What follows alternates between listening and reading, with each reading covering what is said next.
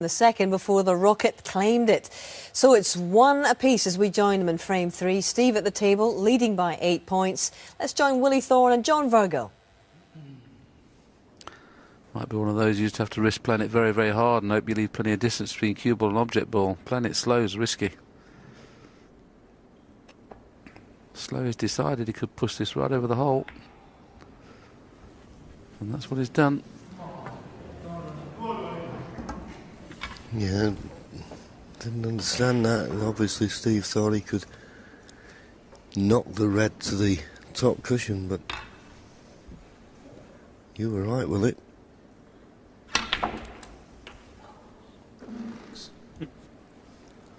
One.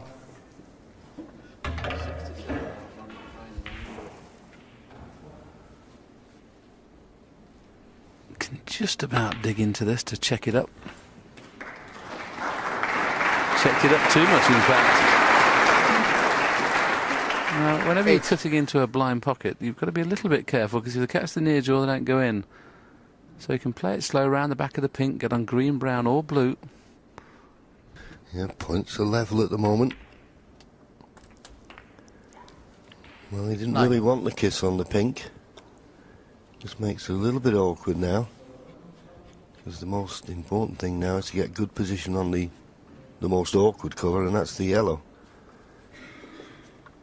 This is where being able to play left-hand is a bonus, John, isn't it? Playing this cannon on the yellow from the brown with the rest would be very tough.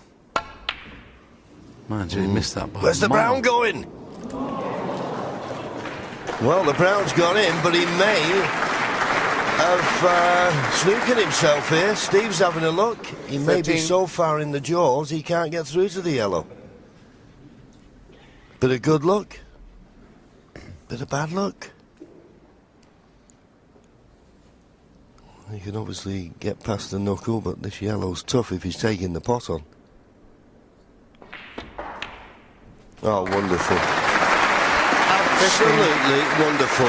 Okay, the fluke on the brown gave him the opportunity to play that shot, but boy, what confidence did he play that with?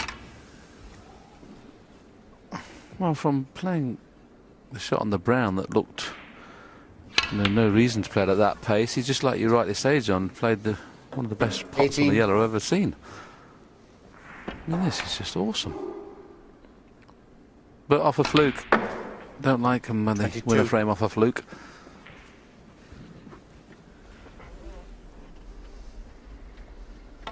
Yeah, but that's part and parcel of snooker, I'm afraid. Ronnie could probably say, well, Steve Davis won the first frame on a fluke. But that yellow was something else. And that's the frame over now. Ronnie puts his cue on the table. Another frame that could have gone either way, in all honesty. Steve Davis would be a little bit disappointed. Go yet.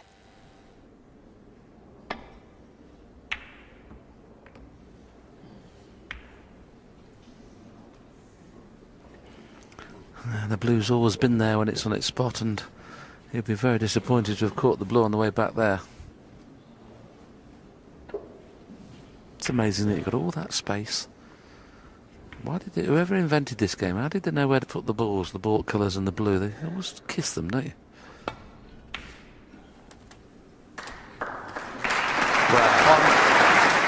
Well, he's not really got his cueing arm going yet, but, I mean, to play a shot at that pace, knowing that if you miss it, you're left the lot on. And very quickly, in one shot, he's now got the black spot free, the black on its spot, and he looks in good position. 8. I'm sure the black will pot in the left-hand corner. And the way he's played that, obviously it will. 9.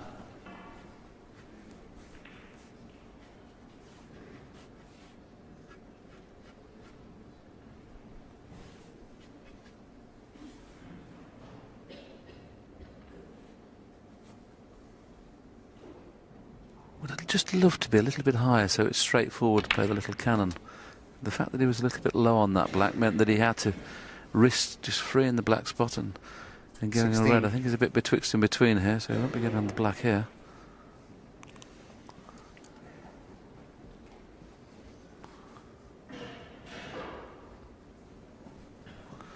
That's, of course, the black pot's in the right-hand corner, which it doesn't look like it does. There's green, blue or brown is good a choice as any here. 70. Oh, pink pots. I thought the red to the right of the pink was in the way there. Yeah, clearly goes.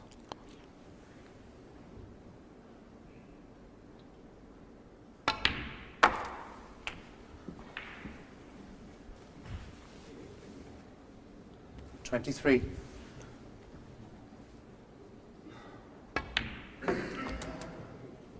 $24. He's certainly got his game face on, that's for sure.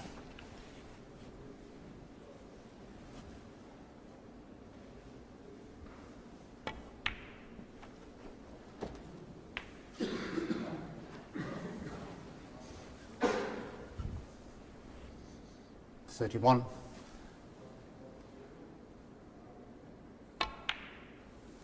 $32.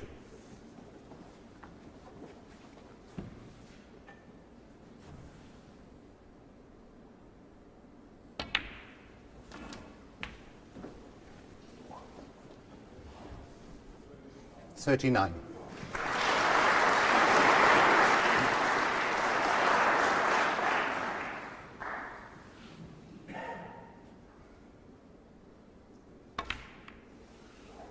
$40. All these little cans he plays just to hold the cue ball, that's the art of break building. You can't afford to get that white running free. Yeah, you always need to play little 47. cannons just to slow the white down.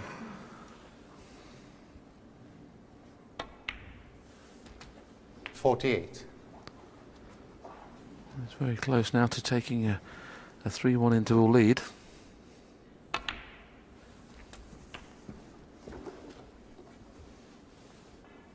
$55. $56.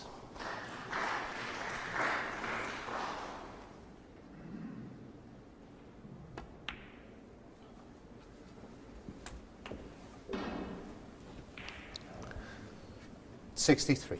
That's the highest break of the match so far. So red and pink. 64. And then one more red. And that will be enough, you would have thought, to give Ronnie a 3-1 lead. Mid-session interval after this frame. 70. But I fully expect a high century break here. 71. Poor for safety shot. Looked straight forward, caught the blue full in the face. Ronnie floated a nice opening red in, and the rest has looked a formality. 70. He's never really been in trouble. And how many times have we said that 79. when Ronnie's in and around the black spot area?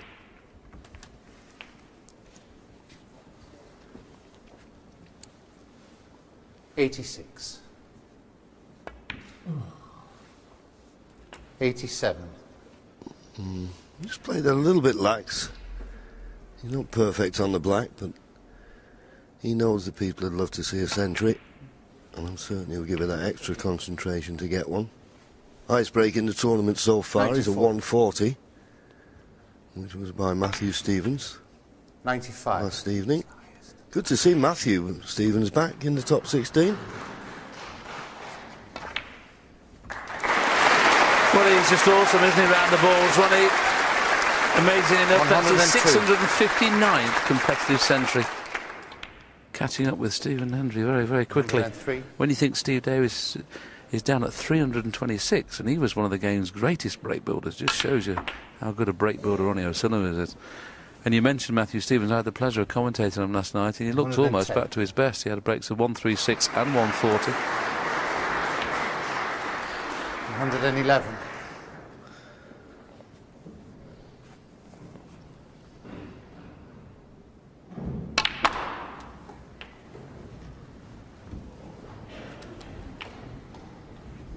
$118.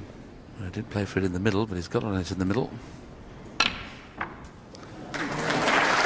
Turned it on this is 11th century already in the tournament this year. Good shot needed now, though.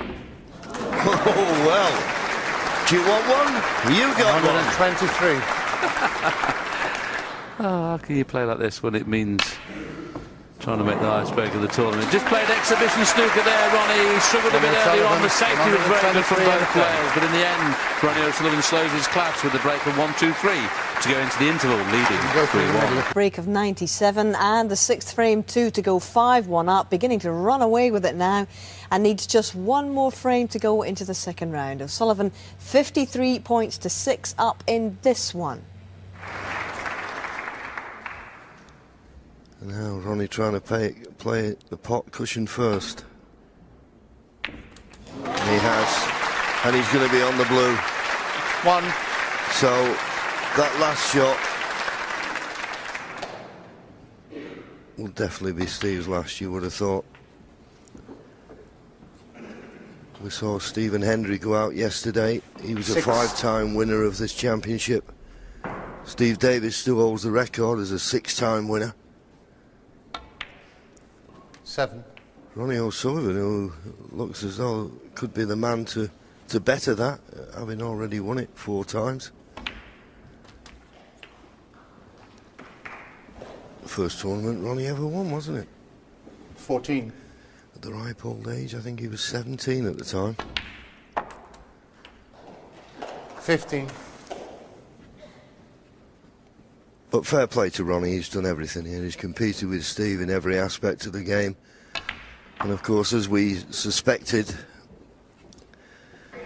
there you see 95% pot success. And he's just scored 21. too heavily for Steve.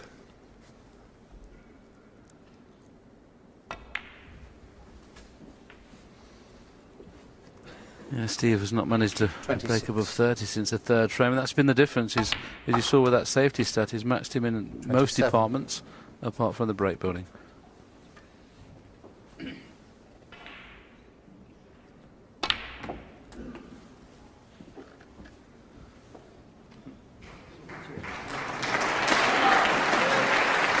$34.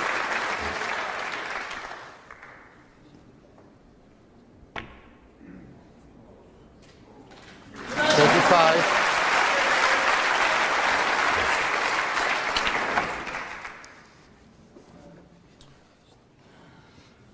Another wonderful positional 42. shot from Ronnie. He's cued really well in this match. I know we can talk about 44. Steve and maybe the demise of Steve Davis and will he be back, but this is certainly laying down a marker for everybody in the tournament. Ronnie O'Sullivan has come here. 47. He looks focused. Long may it continue. And on this form, he's going to take some catching and some beating. I noticed at the start 51. of the tournament, well, it was 7-1 the field. Never seen Ronnie a bigger price as that, 7-1 to win a tournament. I think those 56. odds are going to reduce rapidly now.